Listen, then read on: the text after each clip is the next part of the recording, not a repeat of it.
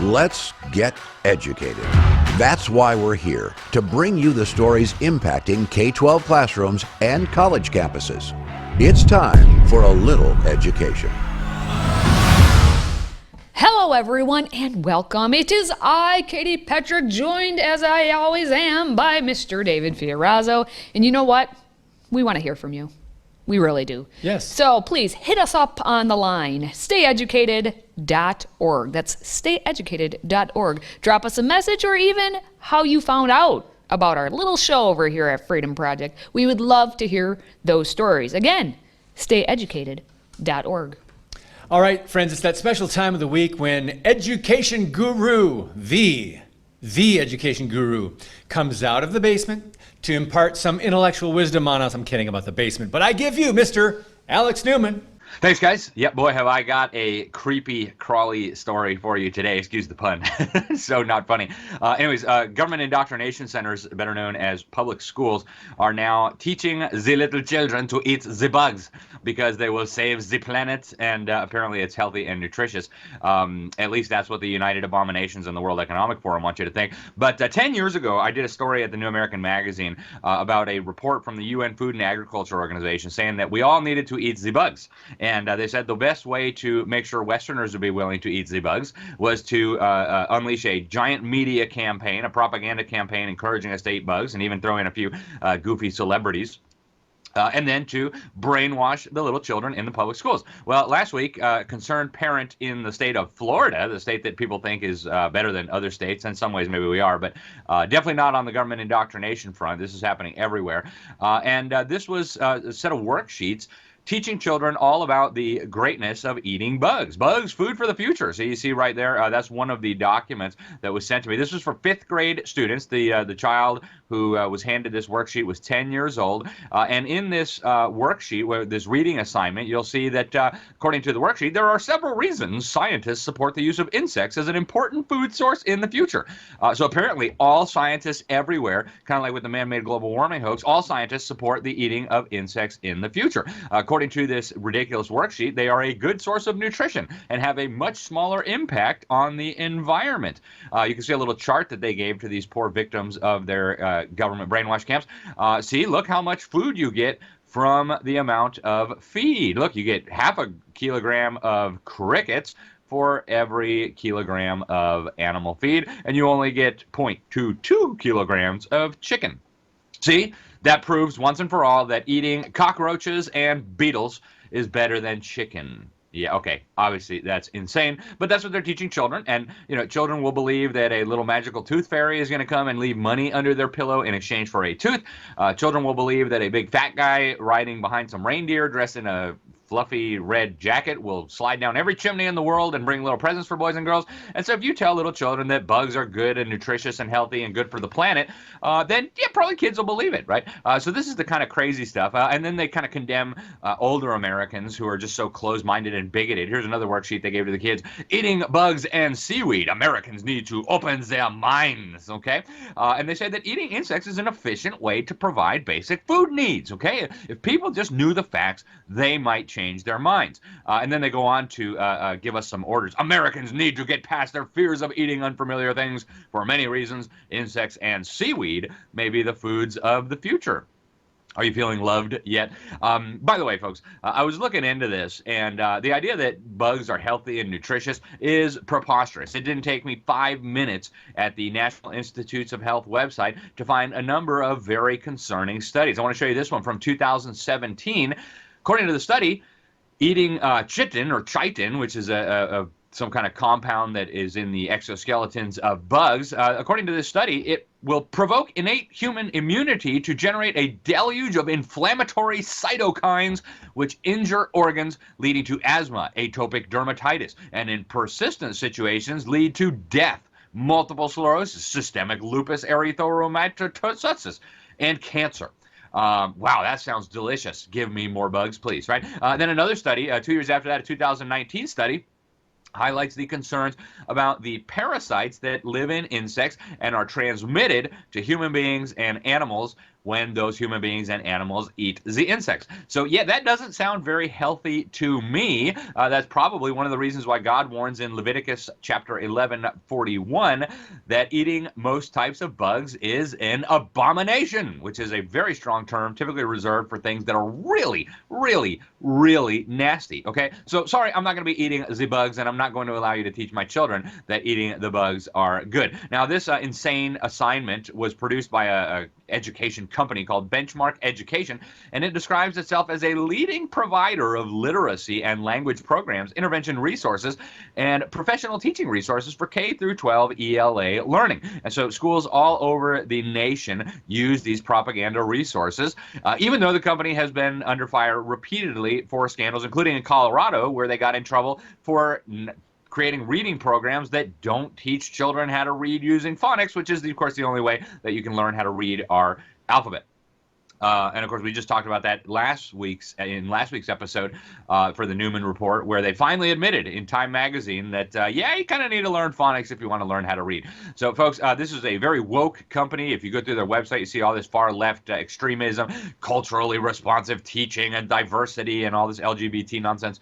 Yeah, so that's what they're doing, folks. And this is perfectly in line with what the UN wants. Here's from the 2013 report from the UN Food and Agriculture Organization, which incidentally is run by a Chinese communist. Here's what they said. Western societies require tailored media communication strategies and educational programs that address the disgust factor of eating bugs. They demanded the cooperation between all sectors of the education community. Okay, so this was their plan, folks. 10 years ago, the United Abomination said, we need to brainwash all the children of the world to eat the bugs. And 10 years later, it is in your children's classrooms. Folks, this is disgusting. This is evil. This is happening not just on eating bugs, but on every other wicked agenda you can think of. It's time to protect your children. The politicians won't do it. The bureaucrats won't do it. The UN won't do it. It's on you. If you have a smartphone, tablet, Roku, or Apple TV, consider downloading the Freedom Project Media app.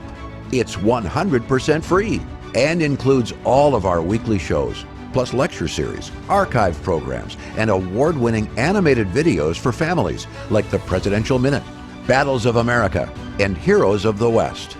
Don't rely on the social media giants to keep you informed. Simply download the Freedom Project Media app from your app store and allow notifications.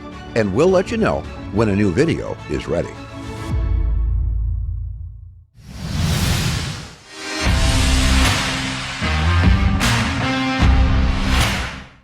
Growing up in the 1960s and 70s, my dad used to turn on the AM radio in the morning. Every day at the kitchen table, we would sit down, have cream of wheat or bacon and eggs or whatever. And one of the programs we always listened to was Paul Harvey, who died in 2009. Now, he never claimed to be a prophet. He didn't use scare tactics. But one broadcast from 1965 seemed to be prophetic and describe our culture war and this present darkness permeating our land today. It was called If I Were the Devil. That's next. I'm David Fiorazo, and this is Christ and Culture.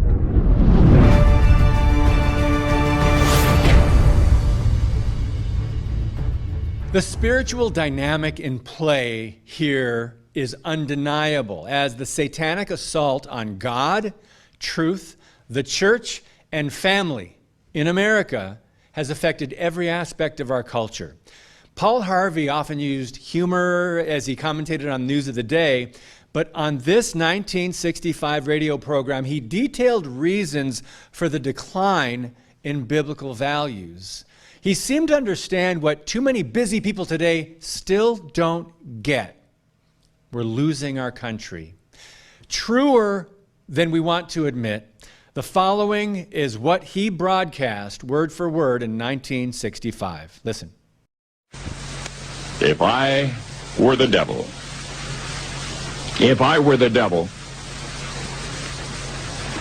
if I were the prince of darkness, I'd want to engulf the whole world in darkness, and I'd have a third of its real estate and 4/5 of its population, but I wouldn't be happy until I had seized the ripest apple on the tree, thee.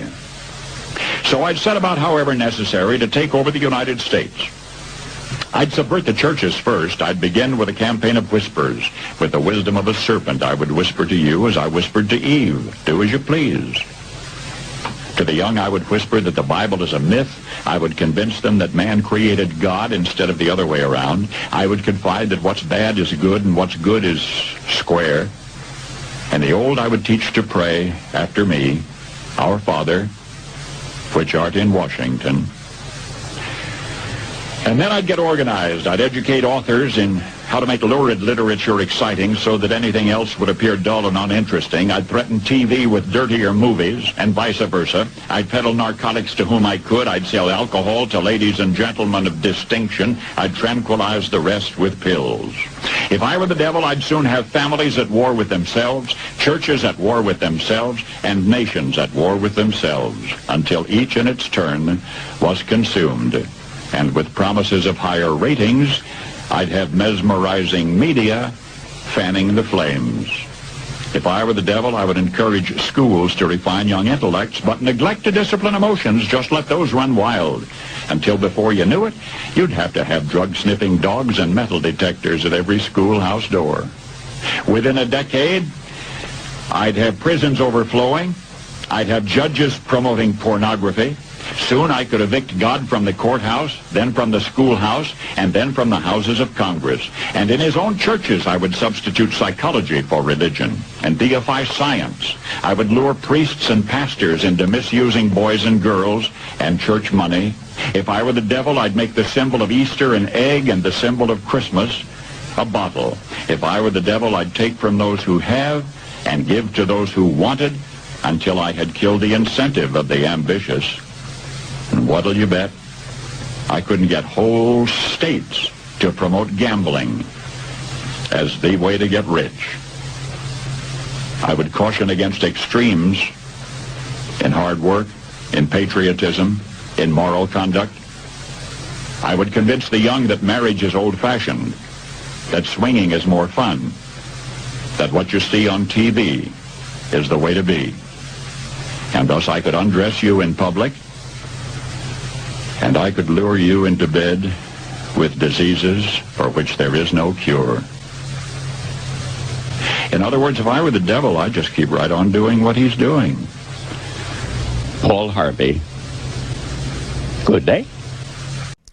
Good day. If I were the devil, I'd just keep on doing what he's doing. Every time I listen to that, something new jumps out at me. Deify science, right?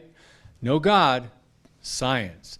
But let's briefly sum up a few of the demonic agendas that Paul Harvey just alluded to in 1965. Capture the nation of America, deceive and pervert churches, call the Bible a myth, declare that there's no creator, infiltrate entertainment, media, and education, promote drugs and porn, remove God from institutions, encourage socialism, downplay the Constitution and patriotism, redefine truth and marriage, promote the perverse. If I were the devil, I'd just keep on doing what he's doing. Paul Harvey's commentary was ahead of his time and a vivid description of how the father of lies deceives people. He plots and plans, seeking to steal, kill, and destroy. And he will use and abuse anyone gullible enough or wicked enough to do his dirty work. The devil has been going after children, especially at the youngest ages today. He uses a lot of people to do it, right? He works to rob them of childhood joy and innocence by confusing them with things they don't understand and sowing seeds of doubt regarding biological sex. They're exposed to sexual ideas and perversions they're too young to process. And as they get older, the devil uses corporations, schools, government, and entertainment to encourage sexual experimentation, promiscuity, and abortion while destroying any belief in God or biblical values. Repeated lies and propaganda produces disciples of humanism, globalism, political activism, socialism, and suppression of the truth. It's not over, friends, but this is how the enemy has advanced on our watch. Concerned American, your move. God bless you, and keep speaking the truth about things that matter. Today's show is sponsored by our friends at MyPillow. Save up to 66% on pristine quality bedding, towels, slippers, signature pillows, and much more when you use the code EDUCATED. That's EDUCATED. Educated. Support this show and a great American company.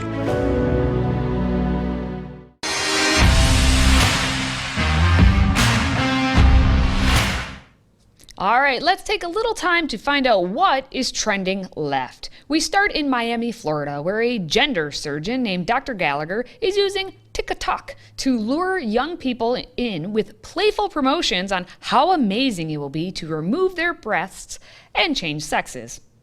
Do you hate talking on the phone as much as I do? Well, here at Gallagher Plastic Surgery, you can just text us. You can arrange a whole consult, probably set up most of a surgery without talking to anybody on the phone. We will do a video consult later, but just text us on this number.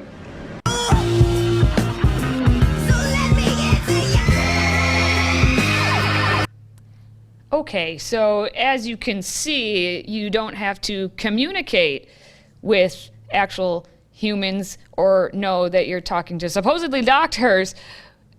Isn't that also what like late night infomercials used to have, where it's like, text us now if you want to hear comments?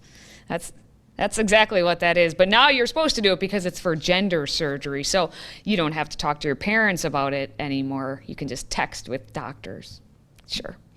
But not to worry, friends, as it appears the normalization of gender dysphoria forced upon children is being shifted into overdrive, with more doctors coming out of the shadows every day to endorse things like puberty blockers for children, all while calling them perfectly harmless.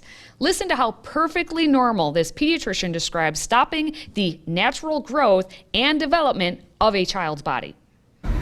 Puberty blockers are used once puberty has started, but not when you're too far along. And what they do is they just pause your puberty where it's at. And that gives you time to further explore your gender identity without the extra pressure of developing in a gender in which you might not feel comfortable. And then if you continue those puberty blockers long enough, then you can start replacement therapy with the gender identity hormone of your choice when you reach usually around 15 or so, or once you've been on that puberty blocker for at least a couple of years. Oh, so just a couple of years that you're on that puberty blocker, that it'll be all fine. You see how it's just very calming the way she tells you. It's almost as if she's reading a children's story to a 7-year-old. That's how she explains, just blocking your puberty. It's normal. It's perfectly harmless. Well, it turns out the U.S. is not the only country that is sexualizing children, as a drag queen in Ottawa, Canada, was recently filmed encouraging children into sexually dancing for spectators at a recent Pride event. Again, notice how quickly this is all being forced on our children. So in a few years, these grown children, now adults, will be tolerant of every sexual perversion you can think of. 5, 6, 7, stop,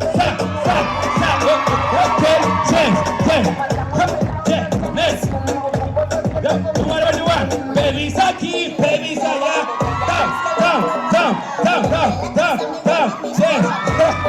Come here.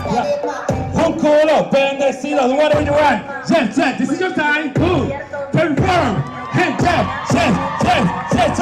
Un culo bendecido me dicen. Entonces, no te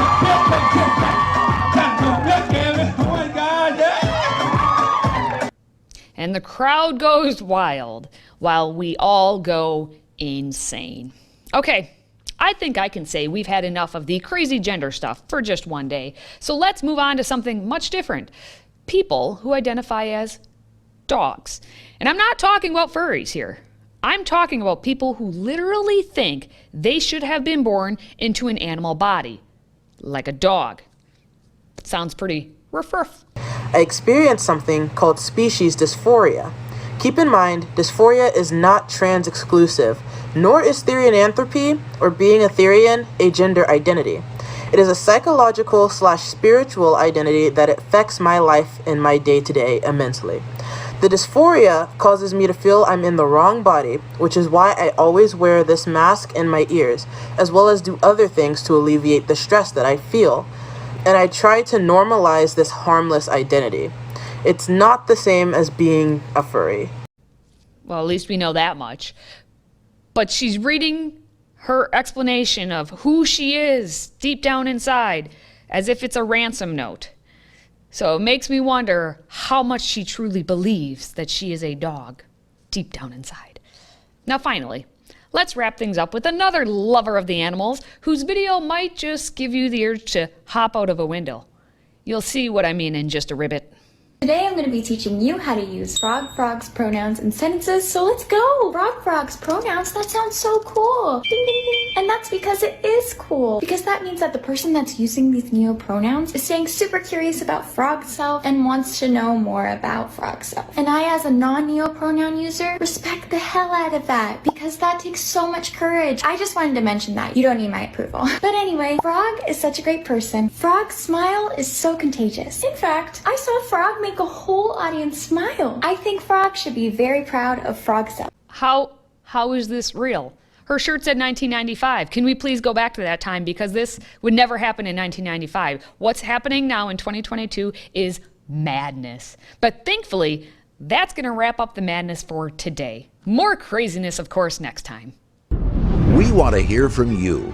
If you have a question or comment for Katie, David, or any of our other show hosts, simply visit stayeducated.org.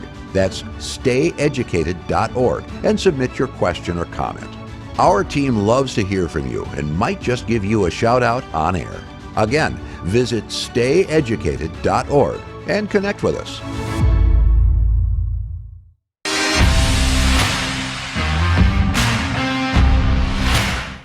All right, family and friends, before we let you go, David and I have those special embarrassing secrets to share again. So today, I'm going to tell you a little fun fact that is also a little life lesson, just good knowledge. Fruits and vegetables are life, everybody. They are life. You need to eat your fruits and your vegetables.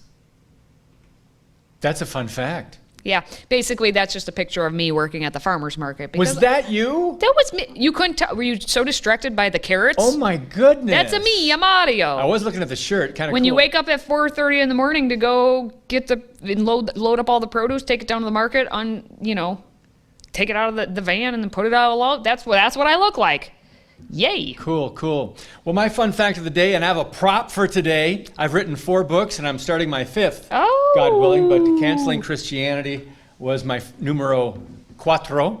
And so it's a fun fact. I'm a glutton for punishment. I don't write fiction, so I dive deeply into history and culture and the church and moral relativism and all the nonsense, some of which we talk about on the show. I put that into the chapters and go, man, how are we still surviving as human beings on this planet after all this going on? So I love writing. The process is difficult when you put it in a book form, but I really love writing. It's one of my passions. And of course, we want to give our David Fiorazzo a little props here. Help him out if you want to order his books. Yes. He's got 4, 5th one on the way, you said. DavidFiorazzo.com. Make sure you head on over there and purchase good reads, necessary reads, and then obviously to eat your fruits and vegetables. Well, that's going to wrap it up for another week here with our educated show. How'd we do this week? Please let us know at stayeducated.org. We do read everyone's message that comes through, just like we read David's books while we are eating our fruits and vegetables. Okay, that's going to wrap it up for Katie, for myself, and thanks for watching. Until next time, stay educated.